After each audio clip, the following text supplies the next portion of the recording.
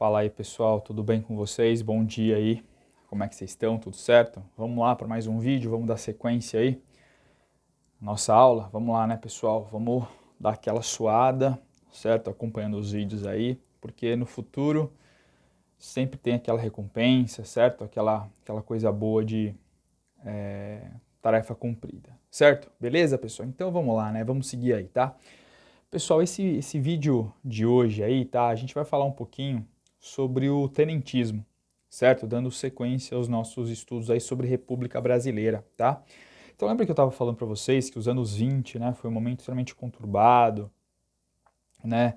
Começa a surgir a sociedade ela começa a se diversificar, o ambiente rural vai se tornando proeminente, certo? Então, isso acontece em vários setores da sociedade, certo, pessoal? Então, e obviamente aconteceu também dentro do exército, tá? Então, o exército, tá? Setores médios ali do exército, então, como a gente vai ver, começaram aí a contestar, né, toda essa estrutura que eu falei para vocês aí, da república oligárquica, né, essa estrutura montada, beleza? Então os tenentes, né, pessoal, se você achou, que a participação do exército só havia se dado lá atrás, né, com a República da Espada, não, você se enganou, a gente não pode esquecer do tenentismo também, certo? Esse movimento aí é bastante importante aí, certo, pessoal? Que marcou, principalmente, né, vai marcar alguns momentos específicos da história do Brasil, tá? O tenentismo, certo? Ele vai ter uma fase que vai ser bastante influente nos anos 20, certo? E depois da Revolução de 30, né? Eu vou falar para vocês aí o que aconteceu com os tenentes pós-Revolução de 30, tá? Então aguardem cenas do próximo capítulo, cara, para você ver como a história do Brasil é interessante, né? Então, tenentismo, tá? Vamos embora. Vamos seguir, tá? Pessoal, o tenentismo, como eu falei para você, a base, né, desse movimento, ela estava arraigada aí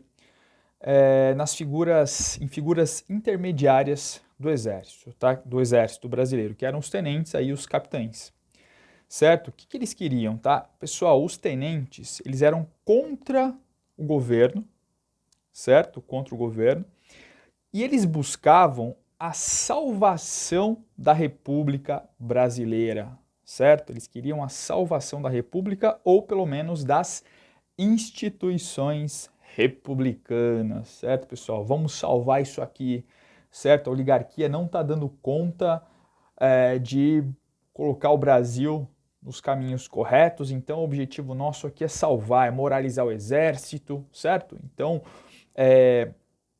muitos tenentes, pessoal, eles, como eu falei para vocês aí, então eles queriam reduzir o poder das oligarquias. Eles olhavam para aqui e falavam, não, peraí, certo, peraí, o Brasil não é só oligarquia, tá? O Brasil não é, detalhe, o Brasil não é só a oligarquia de São Paulo e de Minas Gerais. Existem outros setores da sociedade, ó nós aqui do Exército, certo? E outra coisa, tá? Fora aí essa busca, né, de tentar dar um basta aí no domínio das oligarquias, eles tinham questões dentro do próprio Exército também, tá, pessoal? Era muito complicado ascender hierarquicamente dentro do exército. Então esses setores médios aí queriam fazer o quê? Queriam ter essa possibilidade de ascender dentro do exército também, chegar ao generalato, por exemplo, tá? Queriam ascender então dentro do exército aí propriamente, certo, pessoal? Então é uma conjuntura de questões, tá? Então, com relação a uma proposta, né? O que queriam os tenentes, tá? Não tinha uma proposta clara, pessoal, de reformulação política, né? Então, não tinha, certo? Era uma. De fato, o que eles queriam, tá? Com relação à política, né? Propostas políticas. Eles queriam dotar um país de um poder centralizado. Lembra lá os moldes do Floriano? Pois é. Queriam dotar, então, centralizar o poder no país, certo? Tinham lá um vago nacionalismo, certo? Mas assim, eles tinham uma postura autoritária, certo, pessoal? Por quê? Porque eles eram cria do próprio exército, né? E no exército não tem muita discussão sobre, né, sobre a sociedade, sobre os caminhos possíveis, né, sobre os ideais de democracia, fala um, escuta outro, outro fala, pera, tal, não tem muito isso aí. O que tem é corporação, né? O que tem ali é corporação, certo? Eles não discutem muito essas questões. Essas questões são, né, na maior parte das vezes, discutidas em universidades, discussões, questões sociais, né? Com uma ampla visão, levando em conta várias possibilidades, várias teorias para abordar. No Exército, não. No Exército não se discute isso. Militar que é o quê? Militar tem uma forma mais direcionada aí para o centralismo, né, para a restrição das liberdades. Então é isso. Então não tinha ali dentro do Exército uma discussão elaborada, certo? Inclusive, tá? Os militares aí, os tenentes, né, eles faziam várias restrições aí às eleições diretas, certo? Para eles não tinha que haver eleições diretas, né? E ao sufrágio universal. Para eles não, também não. O sufrágio universal é o voto, né? O voto para todos. Eles não queriam isso não, tá? Então eles buscavam o quê? Uma via autoritária, certo, pessoal? Para a reforma do Estado e da sociedade, tá? Então é muito importante deixar isso claro aí, certo? Essa reforma, né? Essa revolução aí que eles vão acabar pregando, tá? É uma revolução de caráter autoritário e centralizador, certo? Como foi aí na maior parte em que o exército assumiu aí o controle da situação, né? Dar um cala-boca na oposição e naquelas pessoas que divergem aí sobre o que eles acreditam que deve ser a sociedade, tá, pessoal? Então, liberdade e necas de pitibiriba aí, beleza? Esse é o ponto, um ponto bastante interessante, tá? E, pessoal, deixar claro para vocês o seguinte também, tá? O tenentismo, os tenentes, tá? Eles não representavam, não eram representantes das camadas médias da sociedade, certo? Os tenentes, eles não provinham das camadas médias da sociedade, certo? Apesar dessas camadas médias urbanas, a gente vai ver que elas se identificavam aí um pouco com os tenentes, mas os tenentes, eles não provinham dessas camadas médias, certo? Eles provinham, pessoal, em sua maioria, tá, de famílias militares, tá, ou de ramos empobrecidos de famílias da elite do Nordeste, certo? Beleza? É muito importante saber disso aí, tá? Camadas baixas aí da sociedade, muitas vezes empobrecidas, né, que haviam empobrecido bastante aí, tudo bem? E aí eles enfrentaram o governo praticamente sozinhos, tá? Eles não tinham o apoio, de certa forma, do exército, né? Eles não tinham o apoio do alto comando do exército, não, certo? Isso não existia, tá? Certo, pessoal, o que é importante salientar também, pessoal, com relação aos tenentes, tá? É que até então, até aquele contexto em que eles surgem, tá? Nenhum setor da elite civil, certo? Até aí 1930, tinha sido tão radical quanto os tenentes, tá? E o radicalismo dos tenentes era propriamente aí na ação no confronto armado, certo? Então eles partiram para o confronto armado. Isso é muito importante a gente salientar, deixar claro também isso aí para vocês, certo? Eles eram radicais, radicais em todo nesse sentido. Vamos pro pau, vamos pro embate, tá? E é isso que aconteceu aí. Vamos comentar um pouquinho então de alguns momentos aí em que os tenentes partiram, né, para esse confronto aí, para essa luta armada aí contra o governo, tá? Então, vamos aos confrontos aí, pessoal, que ocorreram nos anos 20, né? Por isso que eu estou falando, os anos 20 foram um momento bastante tumultuado e atribulado aí nesse cenário político, né, brasileiro, tá? De 22 a 27, certo, pessoal? Você já deve ter ouvido falar da famosa revolta do Forte de Copacabana, os 18 do Forte de Copacabana, que aconteceu no dia 5 de julho de 1922. Beleza? Então aí, jovens tenentes, né, se rebelaram para salvar a honra do exército, certo? Então, aconteceu um confronto desses jovens tenentes contra o governo, certo? Envolvendo aí tiros de canhão, né? Para quem conhece o Forte de Copacabana, se não conhece, vale a pena conhecer, vai perceber, né? Vai ver o que sobrou daquilo lá, certo? É bem interessante. É um museu hoje, né? Que conta justamente essa história aí dos 18 do Forte. Vale a pena conhecer, tá?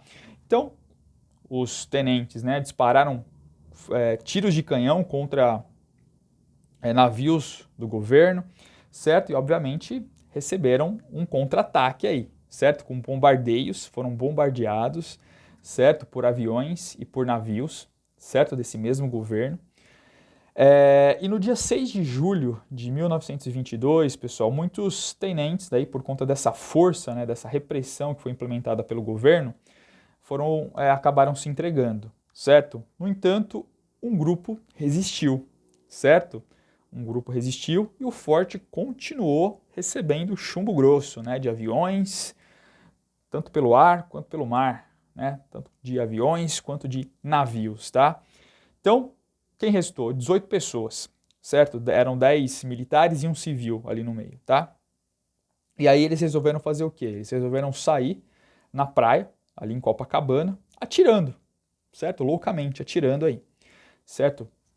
O que aconteceu, né? 18 pessoas saírem atirando contra tropas do governo extremamente bem armadas e equipadas. O que vai acontecer nisso aí? Obviamente que 16 pessoas acabaram morrendo nesse confronto, a maior parte morreu, sobraram duas pessoas, né? Duas pessoas ali, duas pessoas que ficaram feridos, que foram os tenentes aí, o Siqueira Campos e o Eduardo Gomes, tá? Estava lançada as bases para a construção do mito, do famoso mito dos 18 do Forte de Copacabana, certo, pessoal? Então, esses tenentes aí que se colocaram contra o governo, né? Contra o governo da época, certo? Então, foi isso, tá? Entraram para a história aí, né? Acabaram lançando a legenda, né? A lenda do tenentismo aí que entrou para a história e por isso que a gente está contando para vocês essa história, né? Além de cair no vestibular. Certo, pessoal? Bom, então, aí no Rio de Janeiro, certo? 5 e 6 de julho de 1922. E aí, 2 anos depois, pessoal, houve um segundo 5 de julho, né? Só que agora aconteceu, 2 anos depois, né? Agora aconteceu em São Paulo, certo? A famosa Revolução de 1924, então, que aconteceu em São Paulo, tá? 2 anos depois, tá? Essa revolução que aconteceu em São Paulo, ela estava bem mais preparada, certo? As pessoas tinham, né, os tenentes ali, né, essas parcelas intermediárias do exército, tinham se preparado melhor para o confronto, certo, pessoal? E agora eles queriam derrubar o governo do Arthur Bernardes, beleza? Essa era a grande questão, né? O Arthur Bernardes que personificava o ódio, né, que os tenentes tinham com relação à República, na República Oligárquica, tá? Então, houve então essa revolução em São Paulo em 1924, né, liderada aí pelo general Isidoro Dias Lopes, né, pelos irmãos Távora, o Juarez e o Joaquim, e pelo tenente Eduardo Gomes, certo? Então, o movimento ele se inicia em 5 de julho, né, de 1924, com a tomada de alguns quartéis em São Paulo, certo? O objetivo era tomar a cidade e o estado de São Paulo na sequência, beleza? Era a cidade primeiro e depois se expandir para tomar todo o estado, certo? E, no entanto, tá? Devido aí à falta de suporte, né, que esses tenentes tiveram, certo? Começou a faltar money, começou a faltar dinheiro, comida, água, certo? Os alimentos começaram a escassear. Em 27 de julho, né, de 1924, os militares acabaram abandonando São Paulo, certo? E seguiram para o interior, tá bom, pessoal? Para a região de Bauru, interior de São Paulo, né, e para o oeste do Paraná. Tudo bem, pessoal? Então foi isso que aconteceu, tá? E lá, detalhe, no sul também, no Rio Grande do Sul, havia também o movimento tenentista, ele estava ganhando força, né, ali no sul do Brasil, certo? E outra rebelião iria estourar no sul do Brasil, tenentista, em outubro de 1924, certo? Então também estouraria lá no sul. E em outubro, a rebelião tenentista de 1924 também, tá? Destacando-se nesse contexto o Luiz Carlos Prestes aí, importante, certo, pessoal? Luiz Carlos Prestes aí, tá bom? Em 24, né, em 1924, o Sul, né, ainda manda apoio para São Paulo, certo? Então deslocam tropas para ajudar os paulistas, tá? E aí, a partir de 1925, o que vai acontecer? Essas tropas do Sul, mais os paulistas, né, eles se juntam e falam assim, quer saber? Vamos percorrer o Brasil divulgando os nossos ideais, certo? Então, eles queriam, então, resolveram percorreu o Brasil para propagar a revolução armada, né, incitar a população contra as oligarquias, certo? Nascendo assim a lendária coluna Miguel Costa, Luiz Carlos Prestes, ou coluna, mais conhecida aí como coluna Prestes, certo, pessoal? Então, que percorreu o Brasil aí, né? Realizou uma incrível marcha, né, pelo interior do país, percorrendo aí mais ou menos, pessoal, mais ou menos, tá? 24 mil quilômetros até fevereiro, março de 1927, tá? Quando o movimento acabou terminando, certo? E aí os remanescentes acabaram indo para a Bolívia e para o Paraguai. Tudo bem, pessoal? Beleza? Essa coluna, né, esse movimento aí dos tenentes aí percorrendo o Brasil, tá? Eles tentaram evitar aí o choque, né, com as forças militares. Eles se deslocavam rapidamente de um ponto para outro, pessoal, o que fez com que não houvesse embate aí com os militares, tá? O apoio da população, né, que eles pensavam que eles iam ter, foi algo assim que não aconteceu, certo? A população não apoiou, tá? E a possibilidade de êxito da coluna, ela foi praticamente nula, não teve aí o objetivo que eles queriam não, tá, pessoal? Bom, no entanto, essa coluna, né, essa coluna Prestes aí, ela vai atuar na simbologia, né? Na simbologia vai influenciar simbolicamente, né, setores da população urbana insatisfeitos com a elite dirigente aí, certo? Engrossando mais o caldo aí de descontentamento, né, com esses setores dirigentes do país, que eram aí propriamente as elites, né, as oligarquias de São Paulo e Minas Gerais. Certo, pessoal? Então, essa aula aí foi para falar um pouquinho para vocês da coluna Prestes, aí, ou melhor, do movimento tenentista, né? Que foi tão importante aí nos anos 20 aí, que marcou bastante o cenário aí, tá? Então, o cenário republicano nesse momento aí da República Velha, da República Oligárquica, né? Então foi a história, né? Então foi a lenda criada em torno desse movimento que eles acabaram aí entrando para os livros de história, certo? Então é muito interessante a gente relembrar isso aí, tá? Beleza?